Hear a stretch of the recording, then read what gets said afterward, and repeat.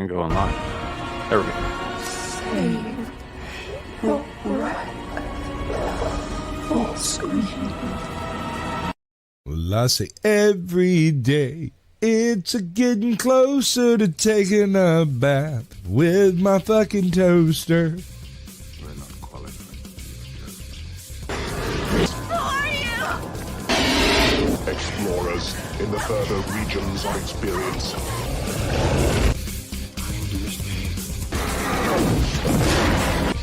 Did you not listen?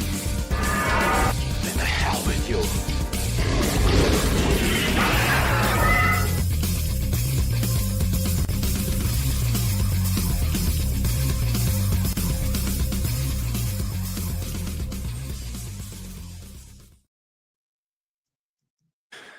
Greetings, salutations, and welcome to Screaming into the Void number 166, the show where we talk about whatever the hell we feel like. I kind of stumbled over my words a little bit there. Apologize about the lateness. We were backstage having a very, very lively argument about whether or not Shadoo is actually a real white boy. Yep. Shadow's fault. and now here we are. We would have been on time, except he kept saying TOS violations just out and above board. Right? Wait, he was finished. For everyone, And bombs left, right, and center. Hard I arts. did, Squatch, you did a third of one. So for every 3 I did, you did one. Don't get on my case. I'm better at it. I don't need as many. Right? Yeah. He's subtler too. To quote Joseph Stalin, at a certain point, quantity has a quality of its own. All I'm saying. I mean, you're not wrong. Man, you stick the landing on that hard R. You don't need to say anymore. You don't get to say anymore. Very fucking true. Very true. All right, welcome into the show, ladies and gentlemen. Let's move away from this. Welcome into the show, ladies and gentlemen. We're currently live on Twix, Rumble, and 2 separate YouTube channels, Caucasian Sasquatch and my own, Samuel the Infamous. If you're in any of those places, drop a comment, let us know you're here, and we'll do our very level best to acknowledge your existence in some capacity or other, probably just by bringing a comment on the screen and not actually talking to you, because we're above that. We're above you. We're better than. None of that is true. We're just dudes on the internet. So Give me money. We're better than you, but give me money. Right? Doing Please. the DSP thing. It's like, you don't understand how hard it is out here in these streets with these video games. It's so much. And I got so many bills to pay. I got this addiction, this crippling addiction where I got to give thousands and thousands of dollars to this gacha game that's got wrestlers in it because I need that rare wrestler. And you got to help me get it. You got to get it to me. I don't know. I'm done. I'm not doing this anymore. Welcome to the show. Yeah. You need to work on that a little bit, but I swear to God, you need 3 good DSP deliveries, and you're fucking golden. I could make you famous. I swear to God. So let's say hello to the chat before I say something else that's retarded. We got BTK in the chat. Howdy. Good to see you. We've got JB. Hello, good to see you. Jack Tarlad calling us Gate and Lay. He's absolutely correct about that, but I'm going to go ahead and blame Shadoo, despite the fact that I was a little bit late. We've got Zilege with us in the chat. Howdy. We've got ATL Transparency News. Good to see you. Coming in hot, we got Old Blindy. Shadow clankers are people. not in this space, they're not. No, they're not. They're not. They're absolutely not. I don't care. I don't care. I don't want. Listen, I don't care. I absolutely do not care what the 19th Amendment says. I don't want my kids going to the same school as a fucking Alexa. Okay. Oh, Alexa doesn't need to go to school. It can just cheat off your brain. The school. It will be teaching the school. But here's where I draw the line. I'm going to grab a super soaker, put some holy water in it, and spray down everyone that might be a clanker, and any of them that glitch out because of the water or the demons, whichever one comes first. I'm not real picky. If they freak out, they're probably a robot. Be like, hi, I'm Sasquatch. Nice. Holy water's just in case. Just, better safe than sorry. Right. Because, water will just short out any electronics, and holy water will, definitely That's not it. make the demon happy. Right. If there happens to be a demon around, they're going to get real fucking upset real quick. Just burn some Just in sage just to be careful, just to be cautious. I mean, that's essentially what every single what do they call them? Like the old wives' tales and the traditions, tossing salt over your shoulder and all of this stuff. Most of them are actually grounded or founded in a respectable, applicable light. Right? It's unlucky to walk under ladders because people on ladders don't look down.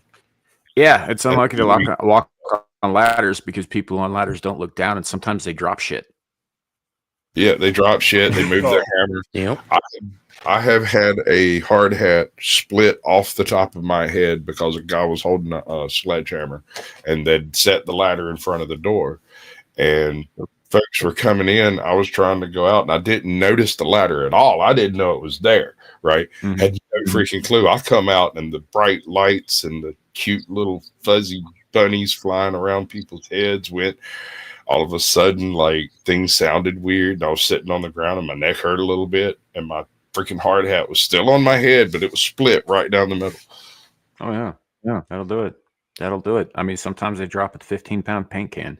It's a whole thing. So don't walk under ladders because it's just a bad idea logistically. It's not just that it's bad luck; it's stupid. Yeah.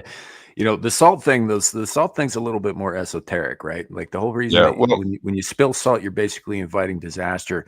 And when you throw it over your left shoulder, that's because the devil is supposed to be looking over your left shoulder to, make the bad things happen. And what that does is it puts salt in his eye and makes him go away.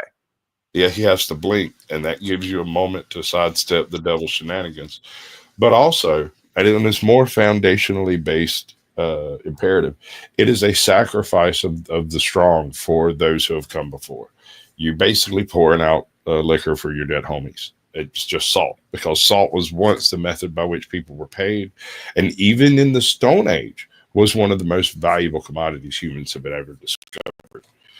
And so, as such, it is an excellent representation of just raw power to be able to fling salt willy-nilly over your shoulder. That is a sacrifice of the highest order. And also when they used to say send you to the salt mines, that's not a euphemism. There were salt mines, and they would send you there. They would send you there. Yeah. You'd spend your days turning the big rocks into little rocks until the day you die. Yeah. It's ironic that salt has gone from being a currency to now being something that is largely undesirable in food because of health complications. Yeah, it's that just tells you how effective our shipping network has become. Yeah, without the effect of our modern global shipping networks, salt would still be a regionally valuable or invaluable thing. Always valuable because it's useful for all kinds of things, not just especially. Well, I think with the invention of refrigeration in the early 20th century, really is what kind of put the kibosh on salt as an industry, because that's how we used to preserve fucking meats and shit back in the day. When we couldn't keep them cold all the time, you used salt. Here's the weird part about that. Almost the entire value of the canning industry's salt use in combination with the value. Do it. Fletch, I was saying hi to some chat. Keep talking. The same amount of salt was always mined in higher amounts. Is that, you get what I'm saying? The value of salt never went down because we went from using it to pack meats and store stuff and that kind of thing to using it to spraying it on the roads to keep the ice down, to icing sidewalks and stuff like that. And so the value of salt didn't really shift that much after the canning industry came in and destroyed long-term storage for salt. I mean, yeah, but they're also like, I mean, there are different kinds of salt, some of which is artificially produced now, including rolled salt. Rolled salt's not like the kind of salt you don't lick the rolled salt. It's not a good idea.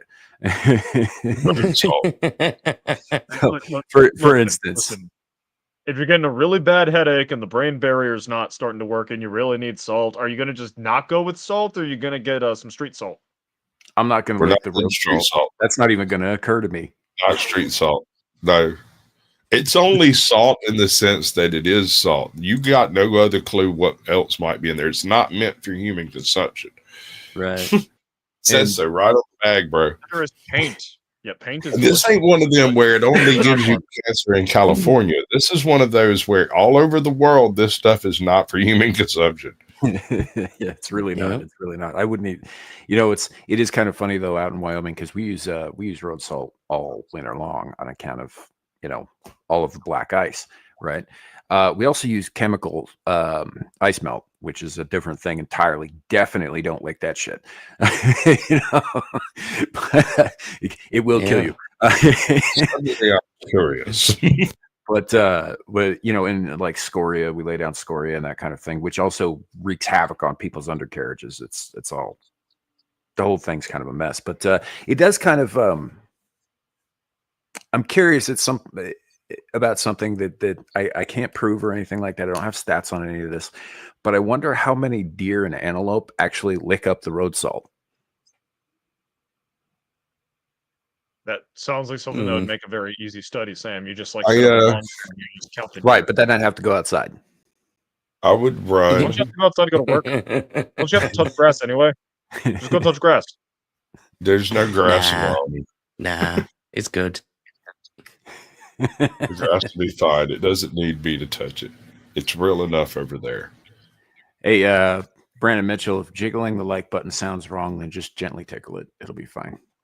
It'll thank you. Just rub it softly, like a nice kid. But yeah, no, it's just kind of a thing because, salt licks are a thing. They're used out there to attract prey animals, among other things. But they can't get enough of that shit. And I wonder how many of them have actually bothered to lick the road, because they can smell the salt content, right? So yeah, I don't think so. Though. I don't think so. Because let me put it this way. So our antelope are incredibly stupid. They're very, very stupid creatures, right? Our deer are not. And so it occurs to me on occasion, like if you get a patch of black ice, you put down a bunch of road salt to deal with the black ice, give people a little bit of traction or whatever. Do these deer go out when nobody's looking on these lonely highways and lick up all the salt so that we won't see the black ice and die? So it's the planning aspect that I have an issue with. It seems like more of a spur of the moment kind of thing, but okay. Yeah. I'm not saying it's not happening. I'm just saying it's probably not happening with the reasoning that you're given. Look, some of our deer are fucking malicious. It's all I'm saying. That is true. Stasis. That is true. Especially the really big ones we call moose. Right? God damn. They're absolute units too, bro. I like push over the side of your house. It's kind of amazing how powerful they are, given that they all walk around on fucking 8-foot toothpicks, with too many knees. Got an owl pike for a head. Right. And their heads are massive too, by the way. I don't, if you guys have only ever seen a moose in on television or some shit, and you've never actually been next to even just a stuffed head, right? They're huge. They're huge. Just the head. The only living moose I've ever been present around was a baby that was part of a petting zoo thing that come through, and this fucking thing was 3 times the size of a white-tailed deer, and it was a baby. Yeah. They're very, very big, and I'm not a small man, and I can honestly say that a stuffed adult moose head is probably bigger than my torso. Just the head. I'm not even talking about all the fucking neck and shit. They're very, very large creatures and mean. just mean. Yeah. Even the fucking even the bears don't fuck with them if they don't have to. Right. Not a grown one anyway. They'll go muck around with half sick one, half dead one, sure. But I've seen a grizzly tear the side off a fucking metal garbage bin to get what it thought was food inside with its fucking paws. Yes. Right? They won't fuck with the moose. Hey, dude, we got somebody in chat called Wilbo Baggins. It's bigger than your torso, bro. That's great. That's great, man. Oh, that's good shit. What's up, Logical Spark? Welcome in, bud. So yeah, no, I don't know, man. It's just wildlife is something else. I don't know why we're even talking about this except for the salt thing. So it all comes back to salt. Everything comes back to salt, right? You're salt. Well, in part, yes. In part, yes. That is a factually accurate statement. You know, True story. there's a necessity for salt in the system in order to survive, as illustrated by I think what was it, like the second or third episode ever of Star Trek, the original series, with the salt vampire, the one that went around sucking the salt out of people and they died because they didn't have any salt in their system. The Must have missed that episode. No, I've seen it. I don't seem to remember that one. I'm just saying that salt is necessary to live, and they illustrated it pretty well in that episode. Madness. Yeah. Relevance, like we have relevance on this show. Salt must flow. The salt must flow. That is true. It must. So they know of the salt melange. You could make the argument of several spices, like for instance, saffron. Actual freaking saffron is one of the rarest spices on earth because it is literally the anthers of a crocus. All right, so here's the thing, Wilbo Baggins 23. Salt Boy here, that'd be me, I assume. It's my fucking show. I'm gonna talk as much as I want. So I mean, you're welcome to stick around, but I'm not gonna shut up. It's not gonna happen. All right. I don't think he can make his mind up. One second he wants you to shave the beard, then he wants to hear everything you've got to say. I love it. It's great. Welcome to YouTube. It's good to see y'all. These are YouTubers. This is chat, YouTuber, chat, YouTuber. Fun fact. Most YouTubers talk out their fucking ass like we do. Yep. It is a thing. It is a thing. Actually, I'm better than all of you. I stayed at a Holiday Inn Express last night. I fail to see how that's a mark of superiority. Clearly. It's like, yeah, you're the ass, you can't afford it. No, it's the commercials, bro. I said, when we're arguing in public, I look at people straight in the face and go, obviously I'm superior and correct. Right. I'm a YouTuber. And I stayed at the Holiday Inn Express last night. And they can't argue anymore. They just can't. It breaks their will immediately.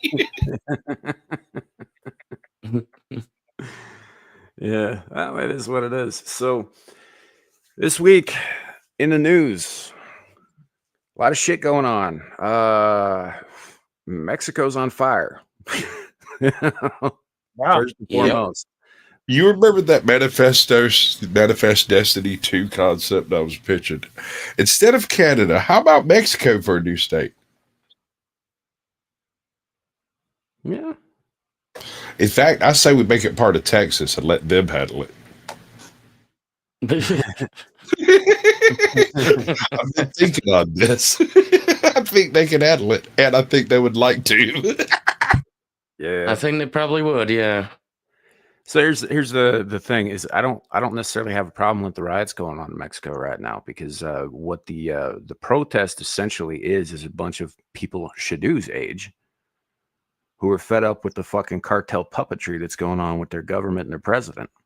And it's all sparked with a recent assassination of a mayor, which is just one in a long string of political assassinations in that fucking country. In fact, Sheinbaum herself, the president of Mexico, only got her seat because a whole bunch of people in her way got iced. Not just allegedly. In her. No, they're dead. They're very dead. There's no legend about that.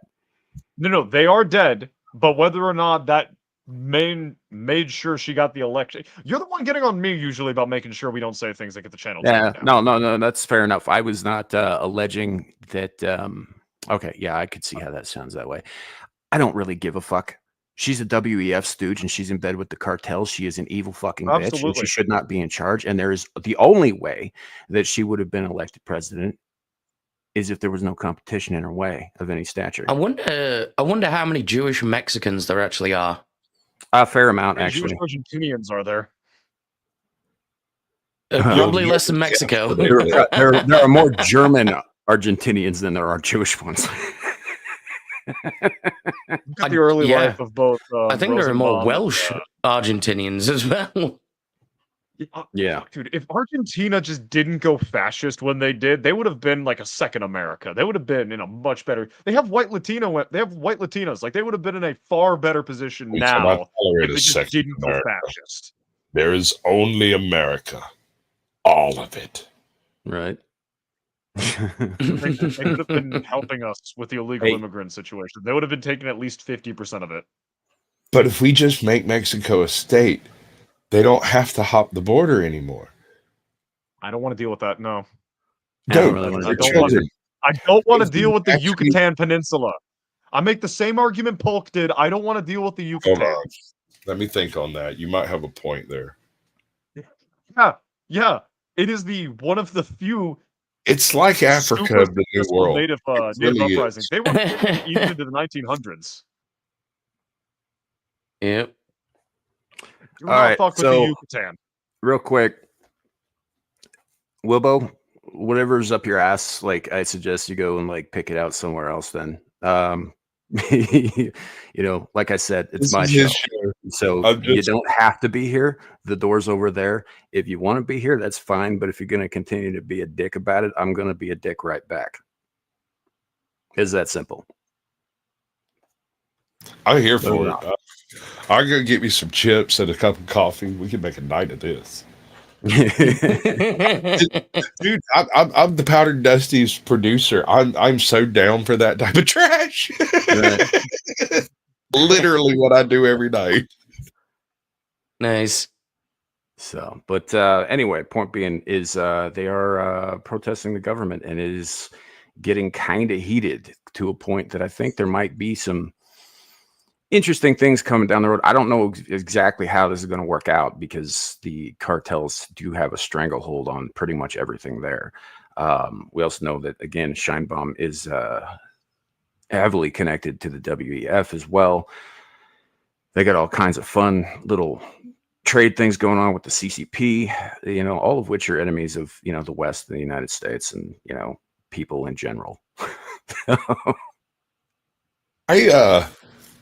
You saying it's getting a little heated, but I saw some film, I think, from Tijuana the other day, like day before yesterday. No, yesterday, where it looked like half of Tijuana was on fire.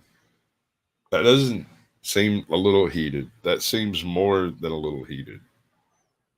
Sure. It's mostly peaceful. Yeah, it's just a little bit fiery. So to date, there have been some arrests and there have been some beatings and whatnot, but it is not to the level of Nepal, you know, like a couple of months ago yet. Yeah. You know, they're not quite there yet, but the people are pissed. The people are pissed about being put down. They're pissed about the cartels holding violence over their heads, doing whatever the fuck they want. They're pissed about the fact that they don't believe that their current administration represents them at all, which it doesn't, by the way.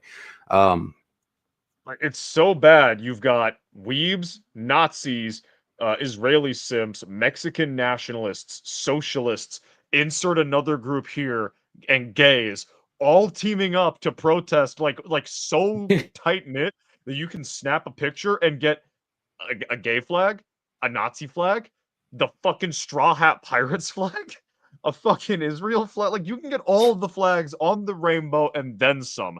That's how pissed off people are in Mexico. And I'm fucking all here for it. Gen Z is staying winning. Yeah. You know what is funny, though, is it's kind of nice to see a mostly peaceful protest where they're actually waving the flag of the country that they're in. Right? There's no civic duty. About it. Yeah. There's no civic unity, no civic duty anymore. The only acceptable flag in most countries is any flag but your own flag now. And I am deeply saddened by this. We really shouldn't have killed the Kaiser. I'm pretty sure that's an American feature, American and possibly UK feature. Most other places, if you start running around with foreign flags, they get a little bit speculaty about it, bro. So they'll stop you. You have to explain yourself. Be like, yeah, I'm from such and such and blah, blah, blah. Yeah, but you're not there anymore, sir. Germany. There's places where it's just not, very in Russia, you're allowed to run around with the Russian flag in Ukraine. You got a couple, like, tens of thousands of protesters in Ukraine running around with Russian flags. Yeah. Well, I always said the problem that whenever they were like, hey, the Russians are invading Ukraine, and I was like, wait, there's an awful lot of Russians in Ukraine. How's that an invasion if they're like already like 60% of the population or something? How's that even? Because national borders are a thing, sadly. Sure. Questionably. Sure. It ultimately comes down to what do you quantify as an invasion. Personally, I quantify what's happened in Minnesota as an invasion, but because the method didn't involve AK-47s and amphibious assault craft, it's not. Well, it's not a military invasion. It's a quiet one. Well, yeah, it's not. I didn't say military invasion. I said just invasion. The remittance of Somalis back to Somalia alone is equal to or greater than the GDP of the country of Somalia. To be fair, I think that particular problem will probably solve itself if we just let it keep going on account of they're turning on each other over tribal shit from back home. But it's not going to solve itself because it'll just become the local populist problem, right? You'll end up with literal enclaves, like Muslim enclaves. Oh, they already have that. It'll end up like London. Right, but the thing is this will be enclaves carried by the justice system due to law changes to reflect more of a Sharia law type standard. Well, sure. I mean, if you keep electing Somalis, that's definitely going to happen. And they will. So it's kind of like that. You remember a little bit ago when we heard about, they were trying to build a Muslim enclave in Texas near Plano and all that stuff. And everybody was just like, oh my God, we can't let this happen. Thing is it did happen. It happened 12 fucking years ago. It exists. It's there now. It's been there. Like they went and did it when nobody was looking. So it's like these enclaves, they already exist. I mean, hell, Abe knows, like Luton, for example. Oh yeah. Just off the top of my fucking head, there are entire villages that have been completely taken over by foreign interests with their own laws and their own, whatnot. We've got the same thing happening in pretty much every major city now, and it's spreading outwards, and it's getting worse. In America, for the most part, it's completely legal. You can establish enough of a footprint with a particular culture, that culture can carry the boat from that day forward. We aim for small towns to start with, places where individual votes count much more. And they pretty much occupied middle and larger cities in, what is it, Minnesota? I think so, yeah. Is it Minnesota? Huh. Michigan. Well, there's stuff going on in Minnesota too, but that's I think a separate thing. But the in Michigan, particularly Dearborn. Michigan, that's what I meant. I didn't. Yeah. Admonish me. I meant Michigan. Admonish you. I'm tired. I'm tired, boss. I mean, either way, both of those states might as well be fucking Canada anyway. Pretty much. Oh God, no. God, no, they're better than Canada. They won't execute veterans or elderly people just because it's expensive. Yet. Give them time. Yeah, give them a minute. And that's why I said yet. Yet. Right. What's up, Zippy? Welcome in. Lurk it up, buddy. Lurk it up. BTK is saying both Michigan and Minnesota. I think he's right too. We just hear more about Minnesota or Michigan rather because of Dearborn, because of people like the Ilhan. Yeah, that's it. Ilhan Omar. Isn't Rashida Tlaib from? No, she's from some other state. For some reason, I was thinking she was from there too, but I don't think she is. I don't know. She's not Somali either, but she is a Muslim. And here's the thing. I don't have a problem with individual Muslims. I've never had a problem with individual Muslims. I do kind of have a problem with the Islamic wave. Yeah. That's the issue. It isn't about, you know, them as individual people. It's about the movement, right? Have you ever encountered a drunk Muslim? I have not, actually. Well, most of the Muslims I know actually don't do that because of the prohibitions in their religion. Yeah. Right. So when you come across one, this is a man who is really, really down on his luck, right? Homeboy's made some horrible decisions. And it's a rarity. It's not something you see a lot of. I feel like there might be a reason for that that's other than religious. Like they take them out back behind the woodshed, just beat them to death. Mm-hmm. Something like that. I don't know. But you don't find very many publicly drunk Muslims. Well, I've only seen one in my life. Yeah. Well, in regards to the, like, it's probably something other than religious. Like that discussion we had a few streams back about how religion or ideology influences society. So if you have your moral code, people are going to act on the moral code. So if the moral code says don't be drunkenly disordered and you decide to drunkenly disorder, a functional society will punish you for being drunkenly disordered. The level of punishment will vary from societal standard to societal standard. You lock you in a box, the Muslims cut off your hand so you don't eat from the pot, or they just beat the shit out of you. One of the two. Right. My point is that whatever the counter motivation method is, it is exceptionally effective. Yeah. It was effective in the West as well until we decided that punishment for criminals was bad. Yeah. Later, Nightmare. Well, we decided on not showing that punishment in public, I think, was the problem. It wasn't so much the method of punishment. I mean, so that changes over time, regardless of society, unless, of course, you happen to be a member of a 1,400-year-old death cult that's still in the Middle Ages. Then it doesn't really change much. I mean, I would agree, Sam, except for the last like 5-6 years, we've seen people where it's like, caught for 12 counts of assault or has committed murder 3 times, but we let him off. He just needs to do I agree with you on that. I was referring to America in general, like from the beginning, not just the last couple of years, right? Because we've kind of been sort of soft on shit and then hard on shit disproportionately where it shouldn't be. Like, for instance, like, how much do you know about private prisons? Enough to go, I fucking hate them as they're being executed right now. Don't really necessarily hate the concept, depending on the laws around them.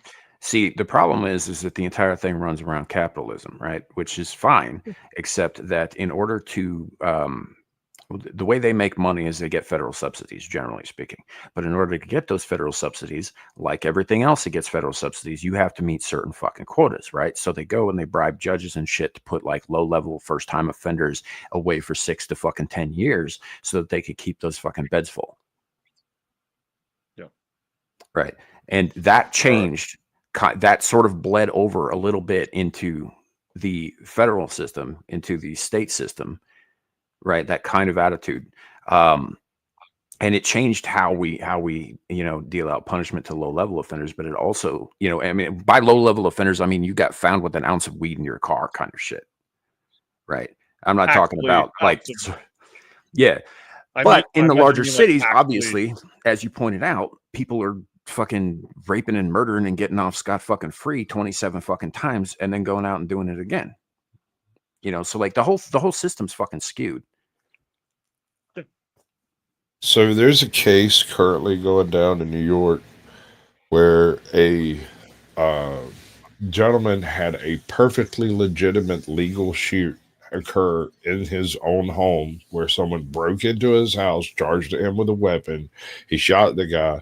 The DA could not bring charges against him based on that, but using the body cams from the initial investigation when they were there looking for bodies, they identified a number of firearms in his homes that he didn't have proper paperwork on. And so they came back and searched his home and are now charging him with like 25 years worth of freaking felonies because he didn't register guns that were stored in his home. Now, as a feature of New York, as I understand it, if it is merely a private owned possession that is never taken outside of the home, it doesn't necessarily need to be registered. But I don't know, that may have changed. That could have changed. But I think I remember hearing about that too, where, you know, as long as you're not transporting it, it's not illegal to own it. It's illegal to carry it outside of your home, kind of thing. Without Right.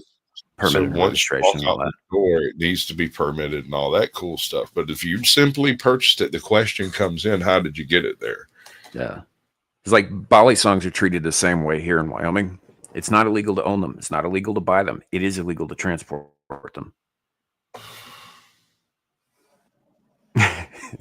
Which the whole thing is like a catch-22, right? You can go to a knife show and you can buy one there, but you can't carry it home with you. You can't have it mailed to you. You can't do any of that shit. You can have one in your home, but you can't have it in your pocket, you know, as you leave your home or any of that. Like the whole thing is designed to catch people in the act of moving it from point A to point B. Well, it also allows the local governments to sidestep the Second Amendment issue entirely. Because that also applies to knives and stuff. I mean, yes, it does. mentions specifically firearms. It applies to a rock in your hand if it has to. Self-defense, yes. That and implies, the implication is I should be allowed as a rational, upstanding citizen to have a home defense nuke because I'm a rational, upstanding citizen. You don't have anything to worry about from my home defense nuke. I'm not going to go crazy and press the button, you know? Yeah. Yeah, unless you step foot in my pond. Right. And then we might get a little bit of a sunburn. Yeah, real up close. Eyes over a little bit. Let me make it jerky real quick. Right, but I mean that's 100% true. Like you know, there's no limit to arms as per the Second Amendment. Every law that seeks to limit that in any way is unconstitutional. Period. And tyrannical. Yeah, and therefore null and void, according to what was it, Marbury versus Madison?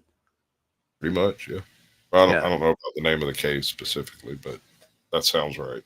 Yeah, but I mean, essentially, they basically came out and said any law that is repugnant to the Constitution is null and void. That was the statement. That's the thing. It came from the Supreme Court of the United States. That's the interpretation, and that has not been overturned to date. Yeah. Yeah. You know, so it is what it. I don't know, but yeah, it does apply. It does apply to knives as well, and clubs and rocks and fucking slingshots and, you know, whatever else. Hell, I helped a buddy and his dad build a trebuchet in his backyard one time in Wyoming. Right. You know, it has a literal Civil War cannon in his yard. And every now and then he picks it up and he goes out and he packs that thing full of plaster and sometimes rock salt or whatever, and just blasts that sucker just to make a noise. I know a guy in southern Wyoming who owns a fuckload of land, and he keeps an old time Revolutionary War cannon there. Yeah, and he shoots bowling balls a quarter of a mile with it. Yeah, I mean, well, this dude occasionally fires. He's got these plastic. They're basically PVC with urethane inside it. Mm-hmm. You just slide it right down in there. Yeah, but you know, and as long as it's on his property and all that, they can't say boo about it. Now, if he were to roll that thing up, like put it on a bulldozer or something, they might have an issue. You know. Do you hear my plans for the Killdozer too? I think but it's been a minute. You might reiterate. I don't know that Abe and Shadoo know. So first of all, I think it was an error to utilize such a large structure. Takes a lot of gas, a lot of diesel, a lot of effort. As you can see, it can get stuck in low spots. I think the new Killdozer should be based off of a skid steer. And instead of having the front bucket, you get the firefighter version that has the two directable nozzles. And then you pull the nozzles off and replace one with a 50 cal, like an old school Mod Deuce belt fed. And you replace the other one with like a full on like Beretta. Or if possible, one of those one of those from a Brandon Herrera, the AK-50, something like that. Belt fed, feed that sucker too, and you'll have one that's extremely accurate, one that's absolute devastation, right? And this is all on a frame that you could just about drive through any garage door on Earth. Yeah. You know, I think this is a good time to also reiterate what the Bill of Rights actually entails. Not so much like step by step, but what I'm getting at is that so the idea behind the Bill of Rights was that it was an enumeration of rights that were natural rights, right? Or if you're a person who believes that in a creator, God-given, right? These rights were inherently rights that all people have. Right. And what the Constitution does, what the Bill of Rights does, is it simply lays out that these can't be fucked with by Congress, by government. Right. They can't be infringed upon. They can't be, altered. They can't be changed. These are inherent rights to being alive. Actually, it's with the amendments thing, but yeah, it dictates the redress of the citizen against the government in the event that they are violated. Sure, but they should. The point is that they're like these rights are natural to all of us, right? We are, however, the only country that has enshrined these rights and made them basically holy writ. We built our entire fucking society on them. Whether or not it's still standing on them is a little bit up for debate, but that was the point. This was the bedrock of all of our future goings on going forward. The thing is, in my view, these rights that are listed out in the Bill of Rights are the rights of every living human being on Earth. Y'all just don't have it enshrined in such a way as to protect your tyrannical governments from infringing upon them, which is why, ninja swords are now outlawed in Japan. Or not Japan. For some reason, I'm thinking Japan because ninja swords in England. Yeah. Which is stupid. Yeah, it's ridiculous.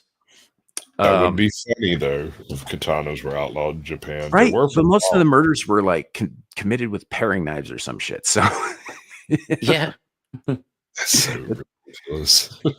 That doesn't make any difference. Shadoo had to drop. He may be back. He may not. We'll see what happens. But he does send his love to everybody. I would shill for him, but he honestly hasn't done anything but this show on YouTube in quite some time. He does have some stuff up on his channel, so you're welcome to go check it out. Link is in the description below. Maybe he'll be back. Maybe he won't.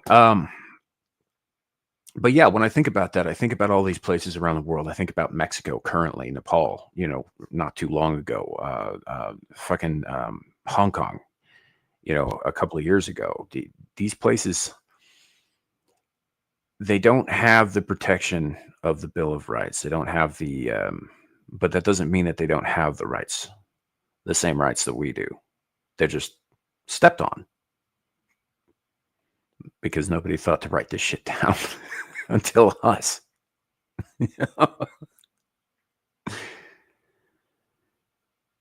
First and foremost, of course, to a certain extent, yeah. Yeah. Well, first and foremost, even though it is the Second Amendment, I do believe that the Second Amendment is, in fact, the most important of them, because without the Second Amendment, none of the others can be protected. Yeah. Right. Exactly.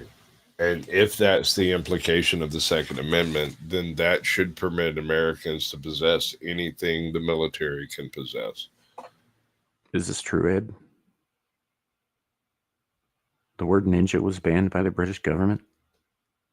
Is what TMNT is known as Teenage Mutant Hero Turtle. Is that a fact? That may have some root in truth, yeah. Holy shit, your government is out of control, dude. No, this was in the 80s. I know. Yeah. Bro.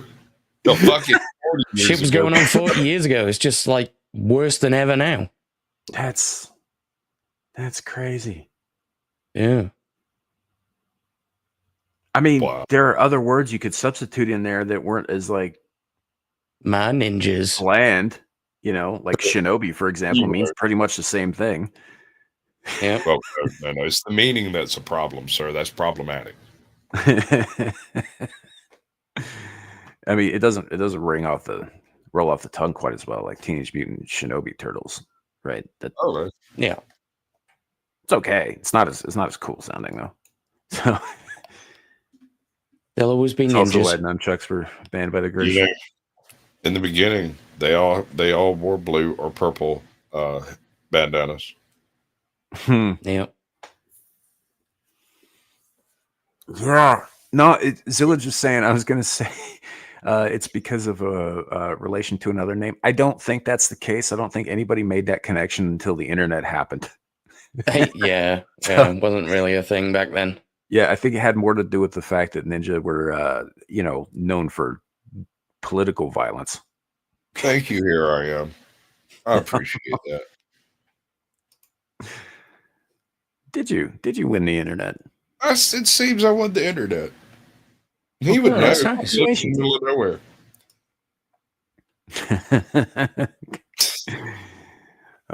Congratulations. All right. Well, I don't know. That seems extreme to me. I kind of get the nunchucks thing. I still don't think they should have been banned in your country, but I kind of get it because having used them myself, it's extremely easy to knock yourself out with them. Yeah. They are a hazard. They are definitely a hazard. Yeah, I feel like that might have been banned based off of like the jarts banning. Yeah, it was more of a self-harm thing than anything else. Like you were lucky if you hit the other guy. Yeah. You got to admit, nunchucks are one of the worst modified flails for weapons. Like, oh no, they're fucking terrible. And Bruce Lee did us all a disservice by being really good at them and making us think we could be cool like that too. Well, it's just made naughty-headed white guys all over the world. Right. Yeah. Like, I mean, even like a quarterstaff, right? A quarterstaff is a pretty basic weapon. It's pretty universal. You're going to find that some version of that pretty much everywhere. And it is one of the most effective for being as basic as it is. However, if you get too fancy with it and you're not paying attention to both ends, also real easy to knock yourself out with. True. Which I have done. God damn it. So it's one of my brothers had a combat bow staff that had an iron core and tapered ends. Ow, I see where this is going. And it was like the coolest thing ever. And I was like, yeah, I got this, right? And I'm fucking doing it like it's a fucking marching band baton or some shit like that. Next thing I know, I'm watching the one end go down, but I'm not paying attention to the other. It fucking hit me right behind the ear and I was out cold. Yep. Oh my God. See, I fuck with swords. And I do that too. And surprisingly, that's been way safer for me. Practicing with non-sharpened blades before I moved to actually doing those stupid things with an actual sword, right? And I was fucking around one day and it wasn't an intentional party. It's what we call a happening, where everybody just kind of shows up at the same place unbidden. And bucket, we're drinking here now. And they happened to be out at my house, and I went inside and I got my crappy, trashy fake sword, right? And I brought it out, was like twirling it around and shit. Everybody was like freaking out when I cut something off. And I was like, okay, listen, this one's bullshit. Like, everybody can hear, y'all can play with that one. And I went and got my real one. When I come back out, the first dude that saw it reached over and went, that thing ain't real, and cut the shit out of his goddamn thumb. Cut the pad almost clean off. Lol. He tried to put his thumb against it to test the edge. It was like blood started spurting, and I just shook my head, took it back inside, and put it back up. Dickhead. Like, fuck that, dude. Patchy Ground Fog 2 is asking, who's the greatest martial arts master of them all? I can't answer that. I think some of that is subjective, but it's of course. Oh yeah. But I would have to say, bro, he's like an airbender.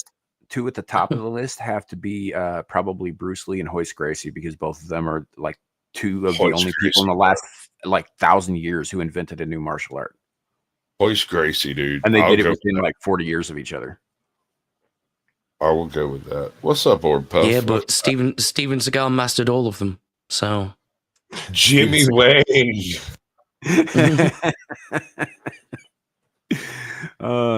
Yeah, Steven Seagal mastered the art of, like, looking real intense while the camera slows down. Yeah, while sitting down. Doing this. Yeah. Yeah. So, you know, hey, people gave Chuck Norris a lot of shit for a long time when they didn't realize, like, no, that was actually him doing all that stuff. Like, they were just like, oh, he must slow it down and all that stuff, or he's fucking with the camera. It was like, what you need to do, you really want to. First of all, there's footage of his old karate tournaments. The man was a fucking world champ. Yeah. Right. First of all, yeah, he's no he's slouch. 100% legit. Secondly, go watch Return of the Dragon. Right. The fight between him and Bruce Lee is some of the best fucking martial arts choreography on screen you will ever see. It might not have even been choreographed. You know? Yeah. That could have just been them sparring like normal. I think some of it was, but there was a lot of like weird stories that came out of there. Like, you know, oh, Bruce Lee humbled him. All that. That's not the way that either one of them told that. That was just like, you know, like fan theories and stuff. Apparently they got along famously for the brief. They weren't, you know, together for very long, just long enough to shoot that shit. Also, it takes place in the fucking Roman Coliseum, that fight. Like, what? That's wild. You know?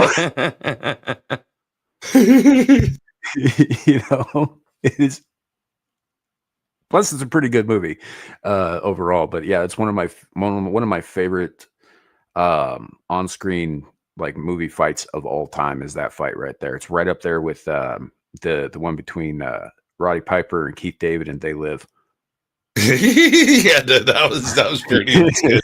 That's a good one. That's really good. Have you seen Once Upon a Time in Hollywood? No, I didn't see that one.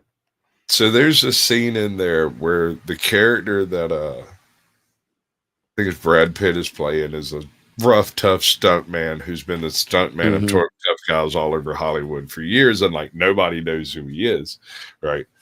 And he runs across Bruce Lee. Now, keep in mind, this is in no way historical whatsoever. Kato gets his ass rocked. What happens is Bruce Lee steps up, tries to kick him, and he catches all of Bruce Lee, all 6'3", 6'4" Brad Pitt, catches this guy by his rib cage and his leg, turns and swings him like a baseball bat into the side of a car.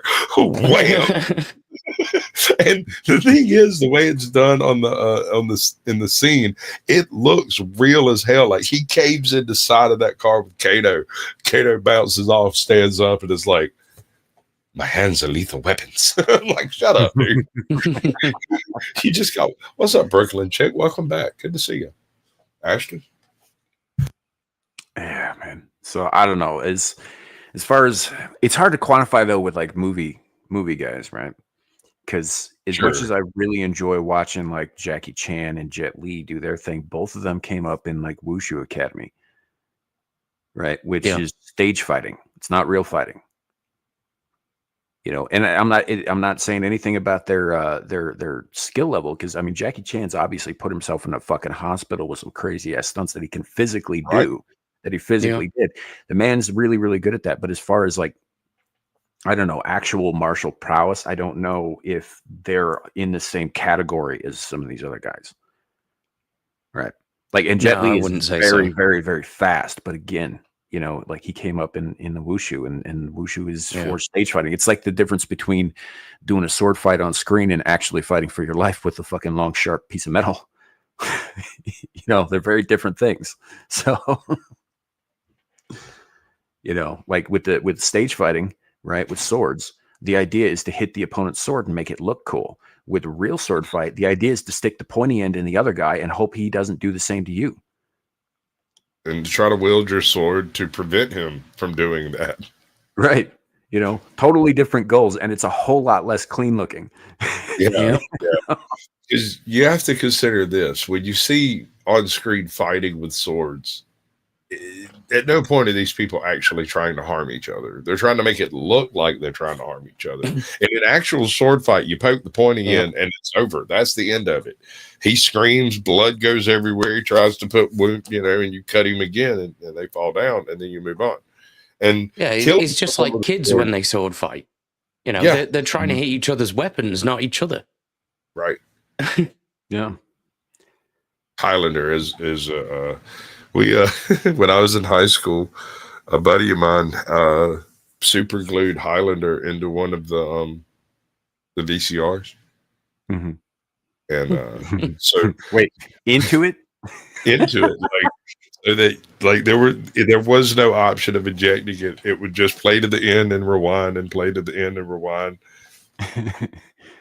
And that was everybody's favorite recorder. I think I would probably. No, dead serious. I'm not even joking. We actually carried that thing when we were in 9th grade and it got stuck with it. We were in automotives, and when they changed the academic thing around so that the vocational diplomas were different and people had to like shuffle everything, that went with us into the sports. And then later when it got switched back, it went back to automotives and metals with us. Right. We carried that VCR with us. Oh, do you guys know what a shinai is? Well, I mean, you know, my wife said that. I know, sir. Explain. No, can't say I do. Okay, so I'm sure you're familiar with like the wooden swords that are used for training in like Japan, like the bokens and whatnot, right? So these are a similar concept, except what they are is it's a straight weapon shaped like a sword. What it is it's 4 bamboo slats that are tied together, right, in sort of a square shape. And you use that, like we used to use that to train with, because the idea was to hit the other guy, not to hit his weapon, right? And the reason that you use that is because it wouldn't break your bones like a boken would, but you'd fucking feel it when you got punished by the other dude, especially if it caught you on the edge. And this, because bamboo gives, right? Bamboo's got some give to it. And so if you caught it like right on the edge between 2 of those slats, it would bow out and then snap back in, and it usually takes some flesh with it. Yeah. Dude, you talk about making somebody mad and irrational quick. Yeah. Oh, that shit hurts. It hurts so much. One of the worst ass weapons I ever watched in my life. I was coming out of a grocery store, and 2 guys were getting on it in the parking lot. They're screaming and yelling, and one of the guys reaches over, and I've never seen this type of a display of strength. Took one of those front whip antennas and snapped that sucker off, and just went to town on the other dude with him. Dude, Jesus, dude. First of all, at first, for the first couple of whacks, I thought it was funny. It was like, oh shit, you know. And then I realized, wait, no, he's laying flesh open with that BB on the end of it. Mm-hmm. Yeah. So that was what we were talking about. Like you were talking about using dull blades and stuff to practice, you know, and that's also a good thing. But you can still do some serious damage with a dull blade. It's still a fucking chunk of metal. I have scars. I have more scars from my dull blade than I do with my sharp. Right. So, you know, yeah, it's a whole thing. But that's why we used the shinais, so we didn't end up like I don't know. I don't know if that was necessarily better though. It's a bit like I don't know. It's like the choice between the belt or the hand that my dad used to give me. It's like I usually went with the hand because it hurt less. My pops never asked. He never asked. My pops was like very direct. So the second you walked in the room, it was on like Donkey Kong. Yeah. But yeah, when it was done, it was over. Sure. Yeah. You know, but that's why we used those the shinais. We did use bokens on occasion, and that was fun, but there some toes and fingers might have been broken. You know, luckily nothing larger than that.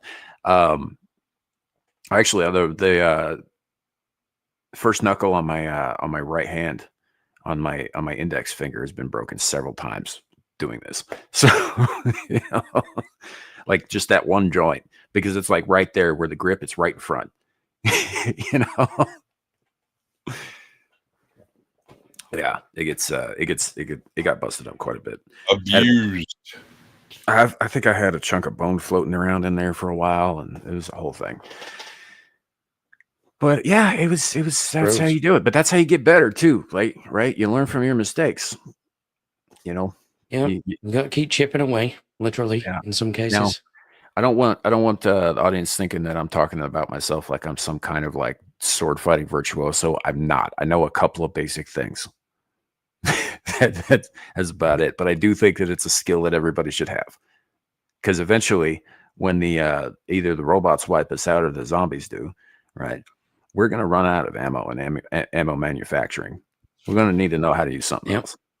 Well, first of all, I think you misunderstand how many bullets have already been made. Second of all, it's always a good policy to have. I mean, like, a sword doesn't run out of bullets. No, it doesn't. Neither does an axe. Neither does a club. Right. So I have one of the most gorgeous things I've ever put my hands on. I've got all kinds of weird little weapons and stuff, but probably my most devastating handheld weapon is an East Wing axe somebody of mine gave me. It's about freaking yay long, and you can just about use it one-handed comfortably. And after a little bit of doing, you would be able to. It is perfectly balanced. I can't argue with Aaron Laura here. A cast iron pan is a very effective weapon in a pinch. You are correct. They can get heavy. I watched Tangled. I know what that shit's all about. Yeah. That 110 sopping wet woman was able to knock grown men on their asses with just that pan. Like that. What you don't realize is that was a +5 pan defender. Yeah, it was a fucking power fist. That's what it was. Well, I mean, if you've ever been smacked upside the head with a cast iron pan, you understand the point that I'm trying to make. Hitting the head with a brick, does that count? Very similar effect, yes. Why do you think I keep a brick available at all times? Right, I call it and we've talked about this on the show, but it's been many, many, many months, if not years, since we've spoken about this on the show. But I think that a single red brick, is a good thing to keep in the trunk of your car or in your bag or whatever the fuck. Because here's the thing: a brick is a problem-solving implement. It will solve most problems. If you've got a brick and duct tape, you're set. I counter with, if you have a single brick, that might create a weight disparity issue, kind of like what happened in the Dictator. You need 2 bricks. We're talking about the car here, bro. We're not talking about a motor. You've clearly never swung a bag by the handles with a brick in it. There's no weight disparity, anything. Listen, you want the second brick, okay? Just like Aladdin had a second brick, you want a second brick. Well, no, it'll reduce efficacy, because the bricks will clank together and they'll smash apart, right? So you just want the one. You just want the one brick. You only need the one brick anyway. It doesn't take that much fucking pounds per square inch to crack a skull open. Allegedly, YouTube. I got a brick story. When I was in school, we had this young lady who was picked on by all the guys. And she had really big titties, really, really young. And, of course, all of the bullies and stuff was messing with her about her big titties. And then one day, she hit somebody in the head with her pocketbook. He got upset about it, and they got into a tussle. He ripped her shirt off, and she ran away crying. The next day, that same guy got within arm's reach of her. She slapped him with her pocketbook again. Only this time, it had a red brick bag in it. Mm-hmm. And now that man don't really do math. He works at the down here at the Harvey's, gathering buggies in the parking lot. That's what you do. Have a good night, Dad, man. Walking. See you next time. See you later, mate. Yeah. I mean, like, you can use a brick for so many different things, right? You can use them as wheel chocks if you need them in a pinch, right? They're excellent for that. You can use them as a key. if you must. They're great for self-defense. Like, it's a problem-solving implement. You can use them even if you're just a little too short to reach the cookie jar. Put a brick on the floor and stand on it. That'll give you a couple extra inches. Problem-solving implement. Yeah. Like, and you know where I got this idea, which is hilarious to me. Like, when I was younger and they did that remake of Gone in 60 Seconds, and at the very beginning, when Giovanni Ribisi gets out of his car and he goes into the trunk, and the other guy's like, well, what are you doing, man? He's like, I'm getting my tool. It's not a tool, man. It's a damn brick. You can use the brick to hold down the accelerator as it drives off into the quarry and then sneak away. Yep. You can do that too. That's a thing. Yeah. It's a very versatile tool. So I always recommend carrying a red brick wherever you go. You know, you Pretty can use them legit. for all kinds of stuff. You know, and some duct tape, because you know what a brick can't handle, duct tape can. So, Yeah. Clearly, you've never met my wife. Is this the part where we mention your Etsy store link, where you can purchase bricks and duct tape? Hey, you should totally sell bricks and duct tape, dude. That should be part of your product That line. could totally sell. Yeah, I bet. could see that. Call like, it like fun on your tape. merch, like make a merch store and have like legitimate merch, like T-shirts and mugs and shit, and then just have brick and duct tape, and like brick and duct tape, and it's just like no fucking explanation ever. It just reminds like, me of the log commercial from Ren and Stimpy. It's log, it's big, it's heavy, it's wood.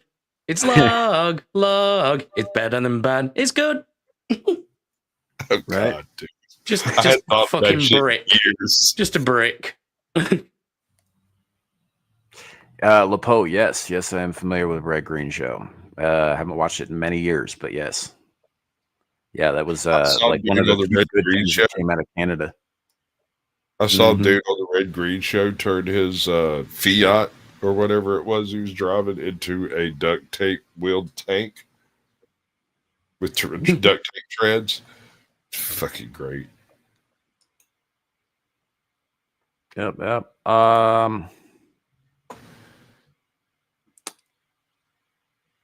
don't know. Rolls down the stairs, rolls the stairs, and rolls over your neighbor's dog. Yeah. Right. Apache ground fog too. That seems. I don't know if that's going to be a thing, right? 48th Commander in Chief, because he's. I mean, he's only the 47th. Yeah. And you this is his kind of have to overturn the Constitution to make that happen. Yeah. He's essentially lame duck. Well, actually, Abe, you'd only have to overturn one amendment, and it's not even one of the original 10. Not even. Yeah. It's the one that Assuming you actually listen to it. Yeah, we didn't have term limits until FDR went and tried to, never cede power. Yeah. Yeah. It was one of those things that everyone was like, we don't need. Everyone knows the rule, so we don't need to actually make this a rule. Like, we all know this is a rule. We know why this is a rule. So we're not going to need to make it a rule. It wasn't even really a rule. Motherfucker comes along, and now we have to make it a rule. Yeah, it wasn't really even a rule. It was just, I think 8 years seems like enough. Yeah, like historically, that's how the British constitutions worked. It's always been mostly unwritten. Yeah. But now we're at a point in which it's getting trampled all over so much, we need it written down. Yeah. Mm-hmm. It's like, until some dumbass decided, hey, maybe I should drink bleach. Bleach didn't have instructions, but now bleach has instructions because some dumbass thought it would make a great martini. Allegedly, in Minecraft. To be fair, he probably was the first person to find out why it's bad for you, too. Yeah. It's like that dude who drank all the radium back in like 1903 or whatever, right? Melted his whole fucking jaw off. Apparently his remains are so radioactive to this day that you can't get within like 12 feet of his fucking grave without getting cancer. Called Fossey Jaw. Yeah. So I forget his name off the top of my head, but famously just I don't remember why he did that. Was it something because his doctor recommended it, or was he like part of the I wonder if he necked it all and then turned around like Tyrone Biggums and went, was that bad? I smoke rocks. Yeah, it's gonna find out real soon. I smoke rocks, Joe Rogan. Oh man, yeah.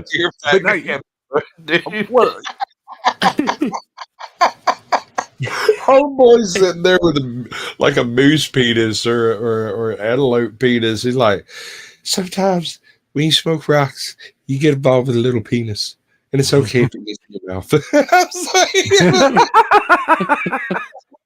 what? They put him in the box full of freaking like insects and stuff, and he's over there asking if you got a newspaper so he can take a nap. Yeah. He's like pulling freaking snakes and bugs on top of him to keep warm. Or the bit where he stops on the hot coals and he's like, "You cooking?" Like Eben Byers. Eben Byers was the guy who drank the radium. Mm. Yeah, he consumed thousands of bottles of a patent medicine called Radithor. Radithor, that's right. Yeah. Patent. Here's pretty the metal interesting name. thing about Radithor. Mhm. Okay, so, and this is he up. thought it was going to cure his shit. Well, it cured kind of everything, didn't it? Yeah, Look, technically, yeah. He's the one guy whose body will never be stolen. Let me see if I can pull up fucking image of him. I don't know. So, Squatch, you gravely underestimate the capability of gypsies and Romanians. I don't care. Radithor has an interesting effect because the type of radiation it puts off is detrimental to microbiology. Now, in the long term, it's detrimental to all biology, but initially, after taking some Radithor, your teeth would never be cleaner. All of your intestinal flora and fauna would die immediately, and you'd probably have the most savage shit you've ever had in your life. And after that, you would be cured of everything that could possibly be wrong with you. The problem, I mean, the thing is like you've already taken enough of a dose that it's almost definitely going to cause some genetic issues in your future, right? First, why not take it one step further? And so if you don't know about radiation and you don't know the type of damage it does, and you took a shot of Radithor and you had some dyspepsia from a New Jersey fountain that wasn't properly sanitized, you'd feel better. You would feel better. That is not that is a subjective determination, not an objective determination. You are not better. You may have been cured of your dyspepsia. I hear tell that it got rid of ulcers. Like one dose would get rid of ulcers, which is one of the reasons why that's him. That's the dude. Yeah, he seems to be radium. lacking a jaw. Yeah. Yeah. Or it gave him cancer in a big way. Big way. Yeah, it kind of looks that way. Yeah. Yeah.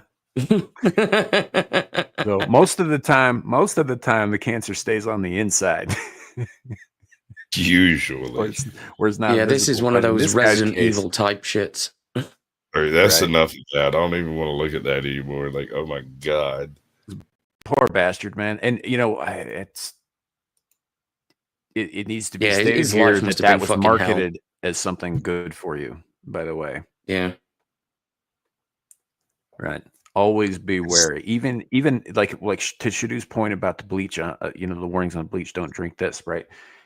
Like sometimes they deliberately sell you shit that is actually going to hurt you, and they won't put the warning labels on.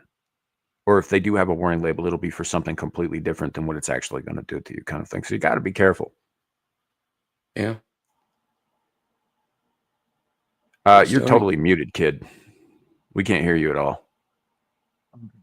Like cereal, like most chips today, like most sodas today. If you actually sit down and read what's usually cereal was invented to cause sterility in prison patients. And then if you read the ingredients in pretty much anything most Americans eat nowadays, and even some of the stuff that you Europeans like to eat, Abe, don't think your shit smells better than ours. Cereals have been eaten the world over for thousands of years in various not cereals as in cereal grain, cereals as in cornflakes. Cornflakes specifically is literally corn squished and dried and baked. I don't think they work hard. What? They were invented to prevent masturbation. Cornflakes. Really? That's part of the founding myth of the Kellogg Company. Really? How true it is, I don't really know.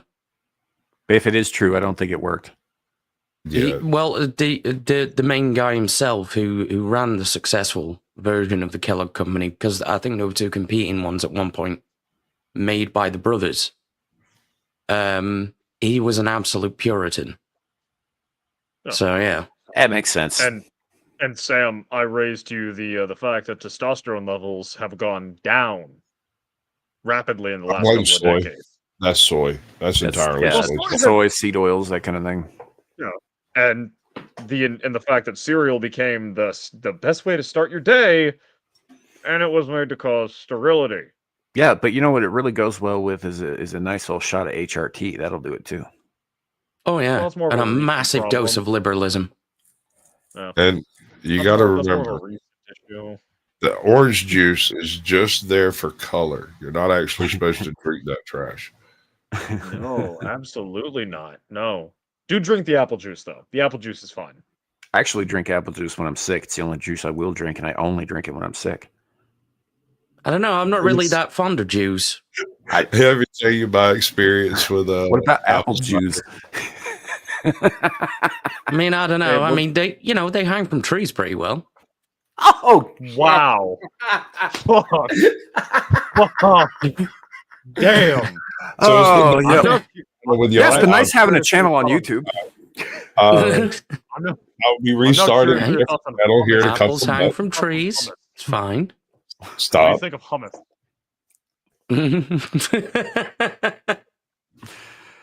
But I think it's soy. I think it's the over reliance on soy oils and seed oils, like Sam was talking about. That is one of the strangest. Like, it's just wrong, right? Like these seed oils are not a thing that can exist without solvents. So you have to solvent them out of the seed and reconstitute them by eliminating the solvent. And the solvents are the problem. Possibly the seed oil themselves are.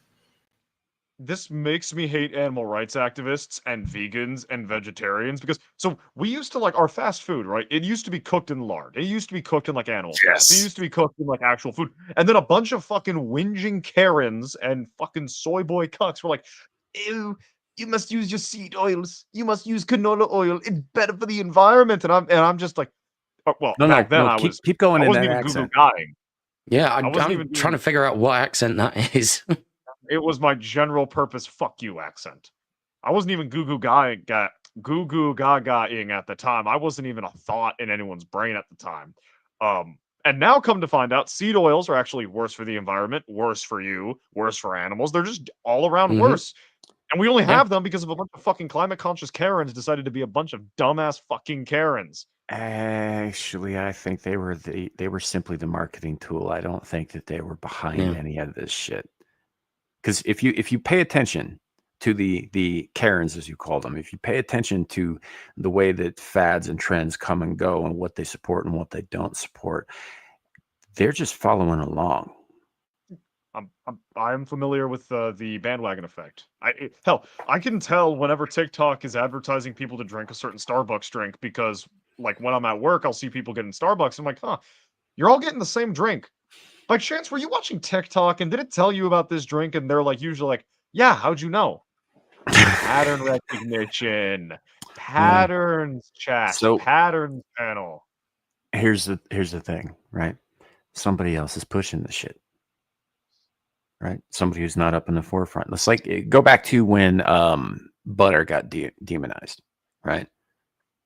Straight up, butter was demonized by the sugar industry. Now, the people who were involved in the sugar industry were also involved with the Rockefellers and the Rothschilds, and all that ilk. All of your Skull and Bones, your New World Order types, your WEFs, your Bilderbergs. All of that comes down to control, right? Like you have said many, many, many times yourself, right? If you do not have a strong male population to resist when the time comes, it's going to be real fucking easy to bowl them over and take over, right?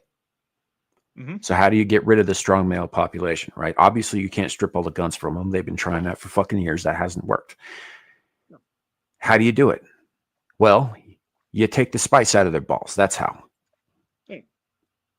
You give them a root beer, or in the last 15 years, you just straight take their balls.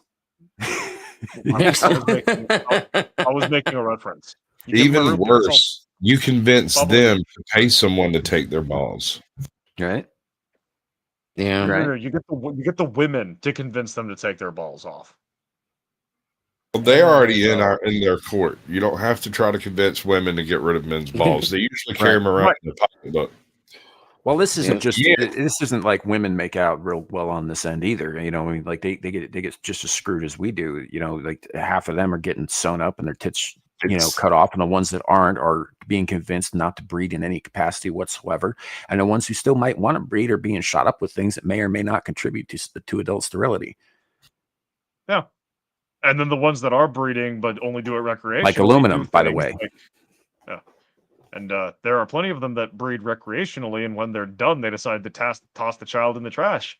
Hence why a quarter of my generation were executed in the womb. Yeah, actually, I think it was slightly over 25%, but yeah. No, 28. Like I said, slightly over 25. Yeah. And that's the other thing is the ones who are born are given this battery of fucking shots right out of the fucking womb, most of which include heavy metals.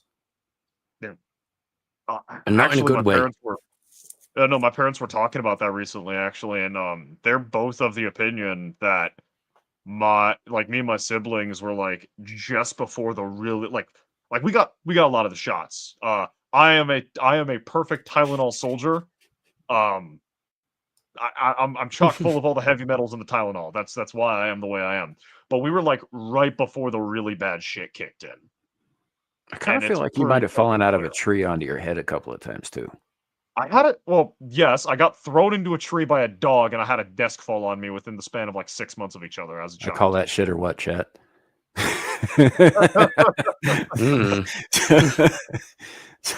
But no, you're absolutely right. But this all goes back to the same thing, right? This thing that we've been talking about on this channel for a long fucking time. I've kind of laid off on it a little bit here for a while now, but Sasquatch knows what I'm talking about.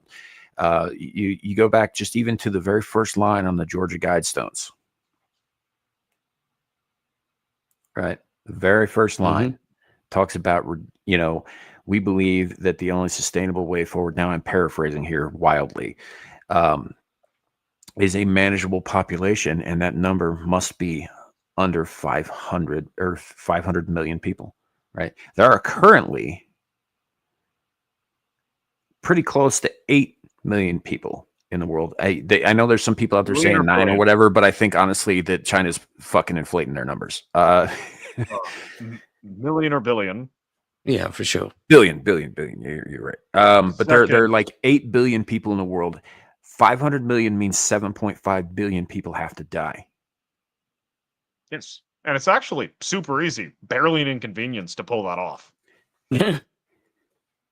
Here's you kick off a few bush conflicts in the major cereal producers like Ukraine, Russia, China, America, get their cereal grains to slowly over a span of a few years, places that import cereal grains like Somalia, props Angola, for the Ryan George Egypt, reference, Saudi by the way. Arabia, fall into chaos, start killing each other. That spans out into the areas around them. The places that no longer export their cereal grains have societal collapses that also come along with societal. So you can just kill off a couple billion by delaying a few grain shipments, and then what's left, you just send out the hunter-killer drones while you're chilling in your like bunker, and then within like 10 years, just you got your half a billion slaves ready to work. I mean, this is the way I look at it. When I was younger, I might have had delusions of world domination. Right? When I was about Shadoo's age or a little younger, I might have had delusions about that. I'm not saying one way or the other. How far that got, obviously, I mean, who hasn't thought about taking over the world once or twice? Come on. Right. But it occurred to me at the same time that, yes, at the time, we were going around saying people had like there were 6 billion people in the world, 7 billion people in the world, whatever. Yeah. That is an unmanageable population for one ruler. It is.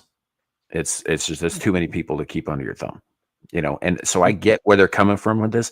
The plan I came up with fucking 25 years ago, right? Should I go forward with any of this stuff? Now, I'm not going to, but if I were the bad guy, if I were the villain, allegedly, the easiest way to reduce that population, and actually I went so far as to thinking about wiping out the human race entirely, right? Just because. But the easiest way to do that is to introduce something, make it seem essential, and make it seem like it's their own idea and their own choice, like a vaccine, something that would sterilize. And I don't mean like adults, right? Adults don't have to get this shit. We'd be giving it to every newborn. We wouldn't even be offing them. We could get rid of the abortion thing altogether. You don't have to off the infants. Just give them this shot at birth, chock full of vitamins and minerals, and this special ingredient that would ensure that they never have children. These children would be able to grow up, have full, rich lives, do whatever, right? But eventually, nobody would be making babies anymore. And within 100 years, maybe 120, no more people.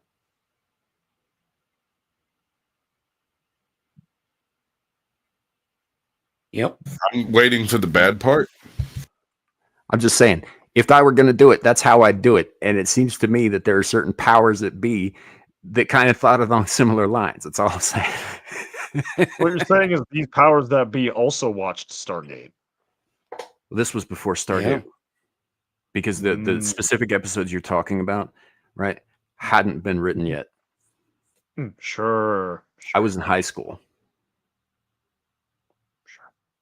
I'm telling you. That was only like what? That was only like what? 2018, 2017? Are you stupid? Yes. We can tell. Sure I am. What's your point? Touche. Has anybody been watching any of these fake Pixar Sora ads? Yeah, I'm pretty sure I've seen all of them at this point. It's absolute AI braid rot. It is so funny, so braidlessly funny. Do Not Redeem the movie is one of my favorites. I'm still hooked on the, like, I know they came out months ago, but every once in a while I'll see one in the wild and it makes me happy. Those fucking alien invasion ones where it's them just spurting out about how bad it is to fight humanity. I love those. Yeah. Or there's recently been like a National Geographic but Pokemon channel I've been following on Twitter. That's been fucking phenomenal. Nice. Yeah. AI is the mark of the beast. Metaphorically, I don't actually mean that. Like, it's a bad thing. It's a really bad thing. Not saying it in the biblical context, but you can shitpost really fucking well with it. It's certainly an omen of things to come. I think that's you can no longer trust your lying eyes. Yeah. No, you can't. No. Well, you can't really trust anything, can you, beyond yourself? And most of us can't even do that. Yeah. Yeah. I work against my own happiness. I'm self-destructive, and I'm aware of it. Hi, I'm Sasquatch. So here I'm gonna put this out there too. You can trust everybody in the world to do exactly one thing: be who they are. That's why I always say you can't trust people. You have to trust individuals to be themselves. Mm-hmm. Yeah. Yeah, because people are going to be who they are, regardless. But you can't trust. And I would say I would go so far as to apply that internally as well. I mean, honestly, I've made some colossally stupid and self-destructive moves in my lifetime, but they were all in character. Yeah. So you didn't break your own canon. It was fine. No, I did not. No, I did not.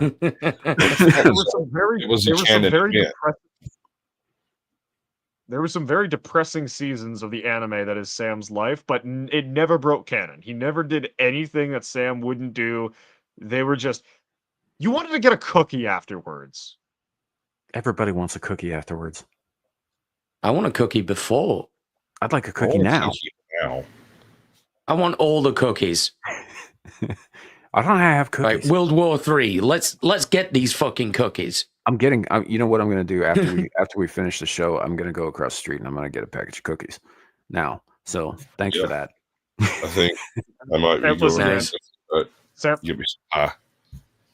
Sam, from every description I've ever heard of you, you need to eat more. You need more cookies. I don't think that cookies are the particular nutrition that I require. Listen, I think those tendrils require protein.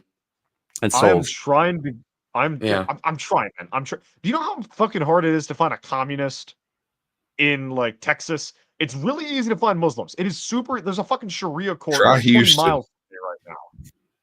I'm not in Houston. I'm in Texas. Houston, Austin, those are Texas. Yeah. Austin's not Texas. That's the free city of Austin, and it's fucking weird. It's got Los Pueblos Hermanos though. You were looking for communists. I told you they're in Austin. Go look, you'll find them. I'm jealous, Arden Party. I'm jealous. Yeah. I don't know if every cop is a communist. There's certainly, statists, but I don't know that's communism necessarily. No. It can be. It can be. It absolutely can be. But yeah, it's definitely some level of socialist collectivism. So I mean, it's not like saying no cops are commies. That's not. Well, here's the thing: is like I don't believe that police are unnecessary. I do believe that the way we do it maybe needs some looking at. Yeah. But police it can't be unnecessary because again, like I just said, you can't trust people to do anything but be themselves. Right. This includes like small little communes and shit. Just like people, everybody gets along and they all agree to abide by certain things. Well, sooner or later, somebody's going to not. And you got to have something in place to make sure that kind of thing doesn't tear the community down, right? In theory. So I present a solution. Is that no? It's Judge Dredd. Okay, yeah, it was kind of hard to see there. I was going to bring it up real big to make it so I could actually see what this side's probably better. Yeah, made in America. I thought Mega City 1 was in like Europe. Mega City 1 is America because this is, if I remember right, it's supposed to be like New York to Philadelphia. Is it? Yeah, it's a satirization of the American police state. If I remember, isn't the comic he debuted in a British comic though? Right? No, so it's a British comment. 2018. The 2018 series, and Mega City 1 is commenting on the state of America. Oh, okay. So like Alan Moore talking about everything we've ever done in this country. In everything he ever writes. I think Mega City 1 is supposed to be the East Coast of the US, I think. You got Mega City 1 is the East Coast, Mega City 2 is the West Coast. I think like Mega City Tex or something like that is Texas. You got Britcit 1, which is the British one. You got like 2 or 3 mega cities in Russia. You got fucking Mega City Mexico. Just like a bunch of different mega cities to have different stories involving cops. Yeah. I do really like actually the variety of law enforcement that you can see in the Judge Dredd universe, where you have the boot on your throat jackboot type Dredd, which I kind of wouldn't be against right now, I'm not gonna lie. But then you'll get like the more corrupt, seedy ones in like other Britsits, and then you get like the Soviet knock, knock, knock, we're disappearing you now type. It's all really freaking cool. I wish it was easier to find Judge Dredd comics in the US. I really do. I love Dredd. It's a good series. In case Sasquatch's audience hasn't figured this out yet, Shadoo is a bit of an authoritarian. Autark. And again, as I've said on previous streams, in the name of my freedom, a quarter of my generation were sacrificed on an altar to Moloch. So I feel like I'm a little bit justified. I think I'm going to push back on that just a little bit. I agree with you about the atrocity of it, but as to the actual deity that they were sacrificed to, I don't believe it was Moloch. I don't believe that for one fucking second. I do believe it was the altar of convenience. Well, that is Moloch is here for hyperbole purposes, for rage bait mostly, but the actual they were sacrificed on an altar in the name of freedom. Yeah, the actual sacrifices to the actual god Moloch happen in secret. They don't fucking publicize that shit. Yes. The quarter of Gen Z executed and slaughtered were to the deity of liberalism and freedom. Mm-hmm. That when I'm not rage baiting, yes. Anyway, I'm just a little bit as the opposite of Mega City 1, I was in Denmark with a friend once, and we were walking through Copenhagen, and I was like, I'm going to show you one of the world's smallest states. And he's thinking it'd be like one of these super rich places, Oh, was it that guy who lives in the ball in the park? Or is that in France? I don't remember where this was a little anarchistic commune called Christiania that's like right in the middle of Denmark, in Copenhagen. And we were just walking around there, and I think he was a bit taken aback for the fact that it wasn't full of, sports cars and fancy houses. It was just a massive market square of dirty hippies. Yeah. Yeah, it was just so funny how taken aback he was. He was like, you do realize most small states in the world are as shit as this, right? Yeah, most small states in the world are basically dirty hippies. Yeah, this isn't like fucking Monaco or Thing about like dirty hippies is they've got this whole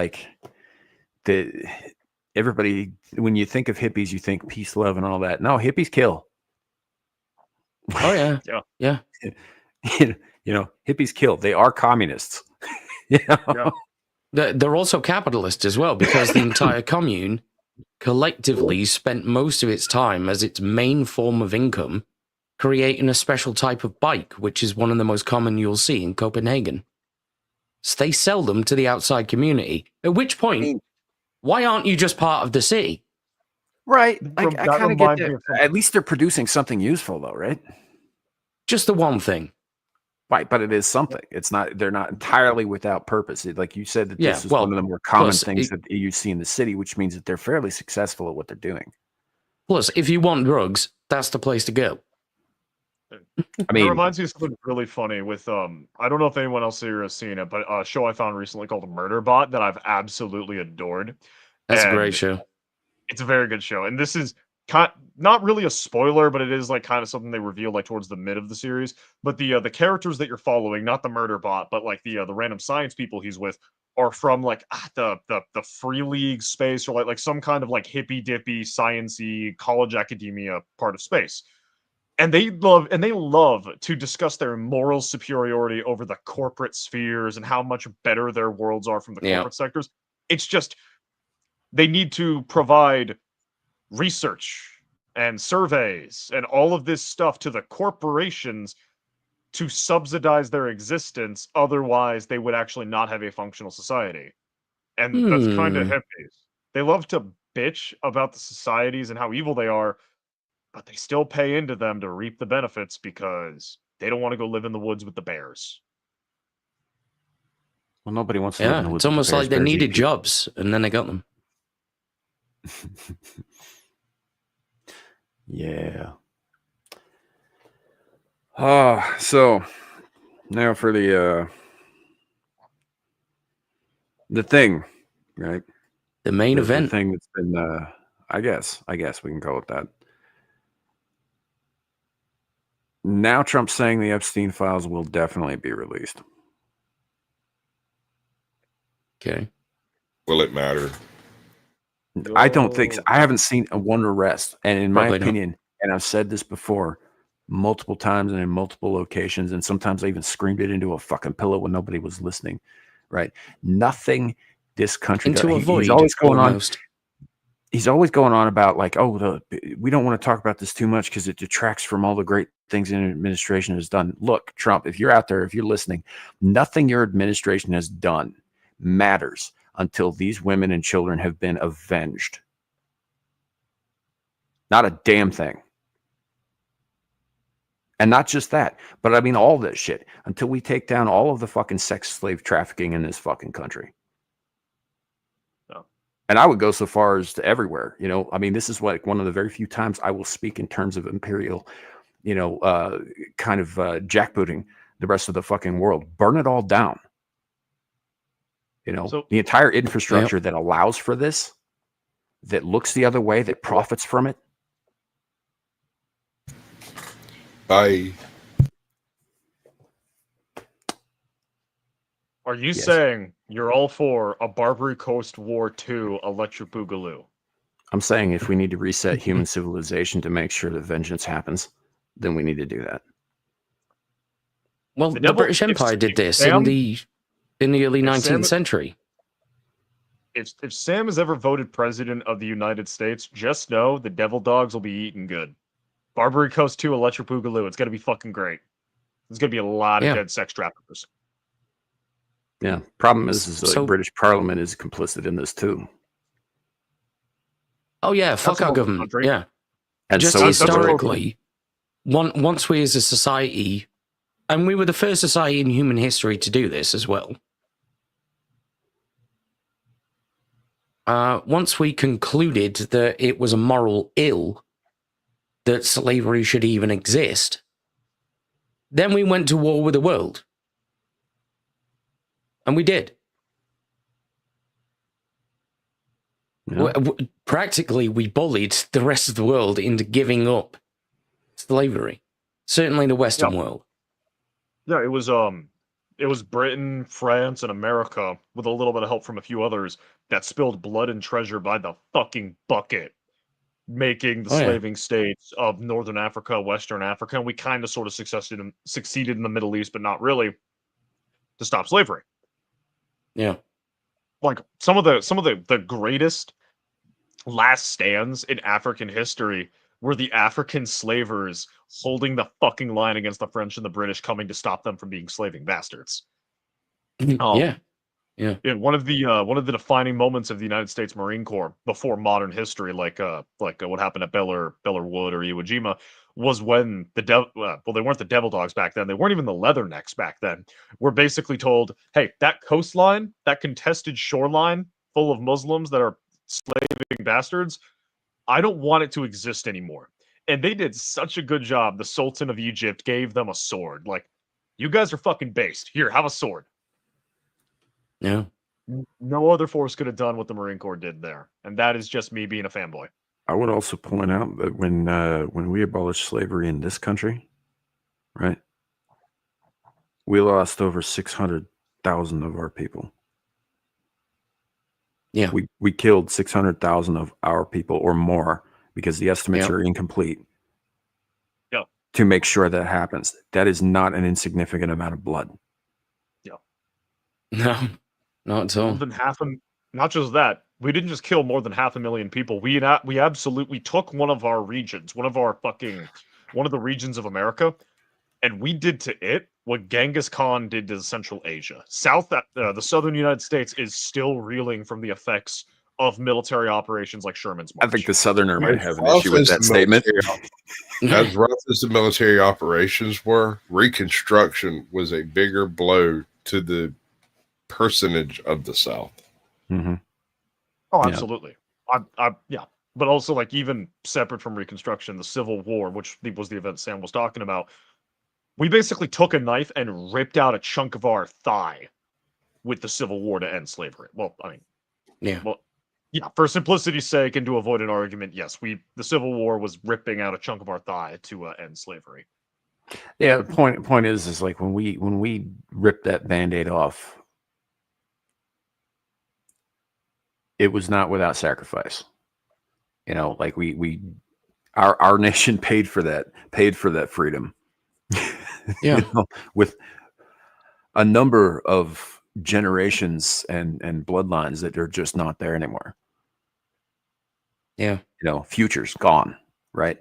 And I would wager that the majority of those young men who were involved in that, who lost their lives, would do it again in a fucking heartbeat. Yeah. Probably. You know? Yeah. Plenty of them would. You know, and yeah, the majority of them were white. You know, now, the thing is had a couple of things gone slightly differently during the course of the Civil War, we might not have a country today. It would probably have broken into a group of balkanized Western variations on the theme, right? Right. A bunch of little Americas instead of the United States. It'd just be like South America. And if I had...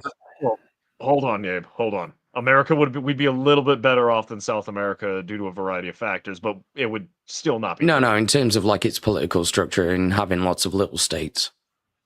And then maybe one really fucking big one.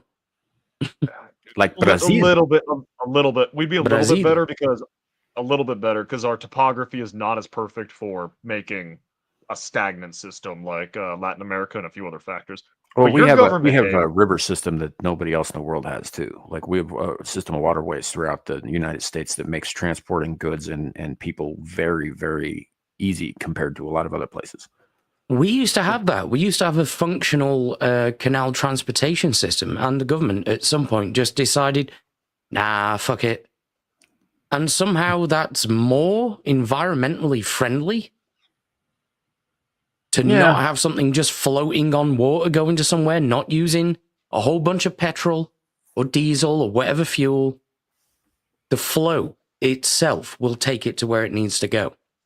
I mean, and they've never reopened them.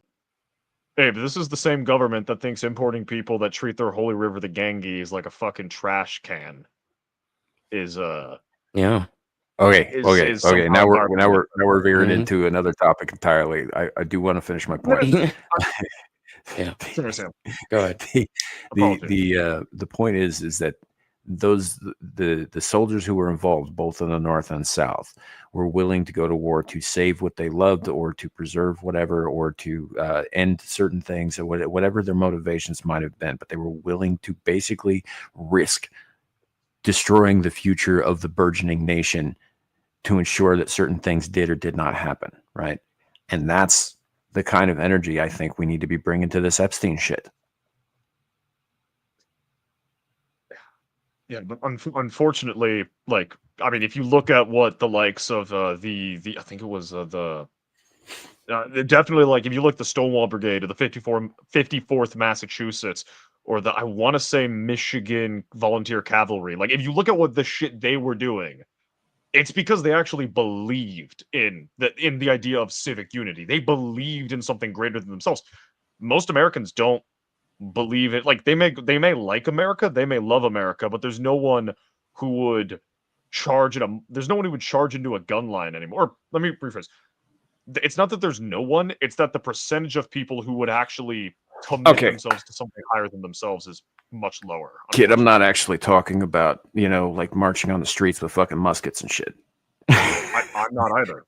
I'm just referring to the fact that if we are not willing to sacrifice what we have to avenge these young women and these children, and to ensure it never happens to anyone else again, then whatever we preserve isn't worth the fucking paper it's printed on. It's hollow. It's worthless.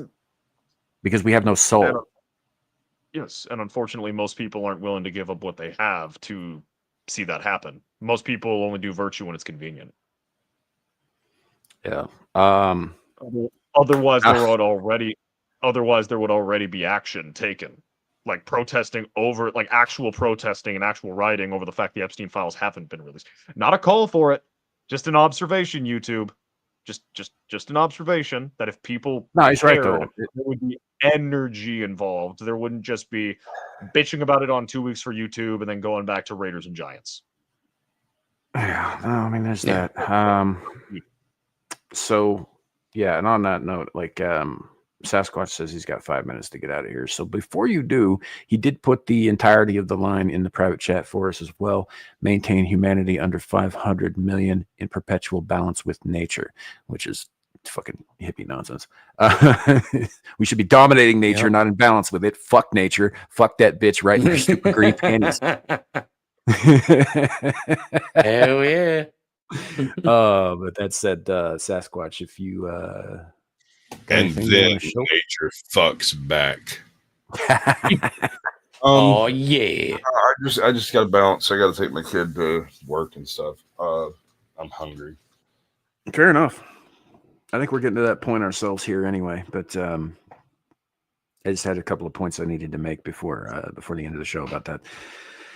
But yeah, is there anything coming up you want people to know about for your mounts? Nice radius tomorrow. The Naughty Corner Tuesday, 8 p.m. Both of them Eastern. Beyond that, I really don't have anything else planned in particular. Well, fair enough. We'll probably have him back next week on this show too. Here.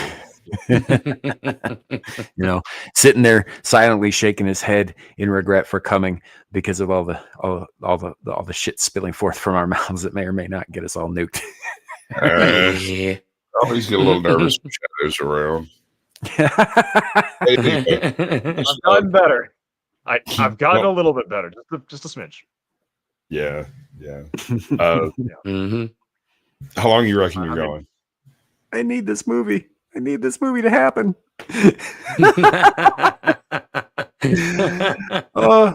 Probably not too much longer. We're probably gonna wrap it up here soon. Okay, bud. I'm gonna leave it going. I'm gonna go do the thing. So okay, cool. All right. So now I have control of Sasquatch's audience too. Sweet. I'm just kidding. Just fucking around with y'all. So there was some other stuff. We had a few other topics to talk about, but we kind of ran long on like random shit, which I honestly think makes for a better show generally anyway. So it is what it is. Yeah, I would say so. I did see a thing about an Optimus robot being used to perform fucking open chest surgery, which I have issues with. And also China decided they were going to announced recently that they're going to start doing a space tourism program that costs somewhere upwards of like 2 million yen to get a ticket, or yuan, not yen. Is that like 20 cents? I mean, not in China. So if off the top of my head, new Taiwanese dollar is like 1 to 30. So I'm checking yuan right now, but that would be like $7 million for a ticket if it's comparable 1 to 1. USD to yuan. It's 1 to 7, so that's about 30 million, I think. Something like that. It was 2 million yuan is what the price you said, right, Sam? 200 million? Yeah, give or take. I don't have it right in front of me, but I can find it in just a second. So 200 million would be about 28 that's million showing a clip. USD. 2 million would be about 281,000. So probably the other number. It's probably 200 million. So about 28 million. So I did that math horribly. I did that math really bad. Okay, so the thing I have says 1 million yuan. 1 million yuan. So I was exaggerating. Okay. So divide by 7. That's not a lot. That's really not a lot. That's like what, 130,000? That's more than I have. By a significant margin. For a trip to space, Sam. That's only £107,000 in British money. So let me convert that to freedom units. And 140,000. Yeah, I was off about 10K, by about 10K. That's pretty damn cheap. I mean, you could buy like a smallish home for that in the US. Yeah. Because, housing market's awesome here. But you could buy an eighth of a cupboard in London for that. Right. And I don't have anything necessarily against them doing that. I mean, China's got to make its money somehow, right? And the more innovative things that they do that don't involve ripping off and backwards engineering other people's shit, specifically ours and the USSR's, the better. I don't have a problem with as long China as they're innovating. As long as their ships fly better than their bridges stay standing, I'm completely fine with that. They're going to have a couple of disastrous hiccups at the first. You know that, right? Oh, yes. Yeah. Like, hopefully nobody gets, like, vaporized. But I don't know, man. That's what it is. Listen, Sam, you assume that their rockets are actually going to have rocket fuel. Remember, it came out that a lot of their ICBMs just had water because the officials fucking stole the fuel to make a few extra yuan. Yeah, sounds about right. I fucking love China. They haven't even had the collapse yet, and they already have the fucking failures. They already have the fucking corruption of post-Soviet states. Bro, this is a how country that mass produces. Communism falls. Is the corruption sets in before the fall, and then it ramps up after. Yeah, it's a country that mass produces fake eggs. Like, that's somehow more economical than actual eggs. And they use gutter fat to cook their street food in.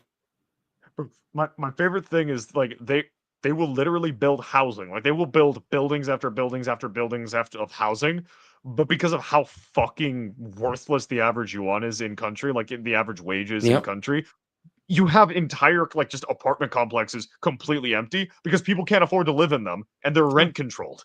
So it's They're like whole cities you worth. can't. Yeah, it's fucking great, dude. Yeah. And then you apply the fucking hukou system, where even maybe you even have the money to live in a city, but you can't actually live in any of the nice areas because your hukou says you're not allowed to. You're basically an illegal immigrant in your own fucking country. China is just. I'm not I love convinced though China. that those places are totally empty. I think there's corpses behind those doors, and the reason I think that is because it wasn't that long ago that in tenements like that, people were being sealed in by the government. Yeah, like they were welding those doors shut, literally welded in. If y'all go all the way back to, I think the second or third fucking show that we ever did under Screaming Into the Void, we showed video of one of these guys who was basically sealed into his apartment. They didn't seal the fucking window though. And or no, this was a separate thing. They were tearing down his apartment. He didn't want to leave. That's what happened. Anyway, he started shooting Roman candles at the fucking backhoe, and he ended up getting a few of them inside the cab, right? Dude panicked and ended up fucking knocking the backhoe over. Guy won the battle. I mean, not the war, because I'm pretty sure that, you know, Chinese officials came and made him disappear forever after that. But you know, he did win the battle. You know? Oh yeah. So yeah, won the battle, didn't win the war. I only bring it up because it's, you know, it was just kind of interesting to me that China is now looking at space tourism. You know, and it's not like they're not going up past like, you know, a certain level. It's all going to be just suborbital. It's, you know, they'll go up, people will float there like Katy Perry did with her little gaggle of fucking morons not too long ago, and then they'll come back down. That's about it. That's going to be like the whole thing, you know. And it's still a cool experience, but it's like, I don't know. I guess, you know, but you can't call yourself an astronaut because you didn't actually go to space. You're still in the atmosphere. You're just not like totally, you know, you're high enough up that you're floating a little bit. Yeah, you're just really, really high. Yeah. 100 kilometers to the edge of space. The Kármán line is what they're saying, which is right about where they took Katy Perry, who came back with all of her cronies. And I only keep saying Katy Perry because she's the only one whose name I actually know. But they were like, oh yeah, why won't they call us astronauts? I was like, fucking William Shatner did the same thing years ago, right? And he doesn't call himself an astronaut, and he's goddamn Captain Kirk. Yeah. 100%. He's 100%. the captain. You know? Yeah. So I am reminded of the sad fact that like the 1950s would be like the far future of 2022. We have colonized many worlds and have made contact with many aliens, and then now it's like, and fuck them. We're yes, objectively, bone the aliens either with a stick or with an actual, like, you know, phallus. Do it. It is your duty. It is humanity's right to manifest destiny unfettered. Aliens are in our way. But it's like 1950s were expecting us to do these great, wonderful things, which, to be fair, valid. Like they went from like the 1900 dude riding a mule to go from farm village to town. 1910 automobiles all around, and they were debating about whether or not they wanted to use gas, steam, or electricity. And then you get to like 1930, 1940, you're starting to see aeroplanes. And then, of course, the 1950s would think, hey, we would have colonies on the moon and Mars by 2020. And then we're sitting here like, look, they're doing a scam. They're doing a scam. We're telling you get to go to space. You actually don't leave the stratosphere. We have and we're all carrying around supercomputers in our pockets, but yeah. It's fine. It's fine. I mean, look. Yeah. This put your Plus, put your the Jetsons was a terrible documentary. Put your tinfoil hat back on for a second. Hold up. This is why a part of me gets the impression, and I don't know this for a fact. This is all alleged YouTube, but I don't think the Challenger explosion was an accident, because that effectively ended the U.S. space program. Or we would be anyway, about this Jews. Computers are turning in my head. I am no. Look, I don't know this for a fact, but I suspect a part of me deep down inside suspects that perhaps there was more to that than just something going wrong. Now, it could have just been something going wrong, because that sort of thing does happen. But why would you mothball the entire fucking program effectively forever? Are we living in Stargate or Trent Bayformers? Which one, Sam? You get to pick one. Which one are we in? I'm living in reality. Which one, Sam? You got to pick. Is Stargate real or is Transformers real? In reality, neither. You get to pick one. Neither. You get A or B. There is no C. Pick. There is neither of those things. They are not real. There is no Abe, only Zool. You can get fucked by Rick Moranis. You keep talking like that. Sam's compromised. I think we got to take over the show. Good luck with that because I'm everywhere. Concern. Yeah. Anyhow, on that cheery, happy, fun note of supposition there, I think we'll probably end the show before I say something else that will get Sasquatch's channel into trouble because we are still streaming over there. Sasquatch, if you're listening, I do apologize. It just kind of came out of my mouth. But so about 9/11. No. Ending the show, Abe. Ending it. Ending it. And in that vein, I'm not the worst person. List all of the shit that you're gonna do so I can take a quick nap. I'm the Shadow of the Hawk. You can only find me here sometimes when work is relenting. He's also on sometimes Twitter called Abe. Apparently, yeah. Mm-hmm.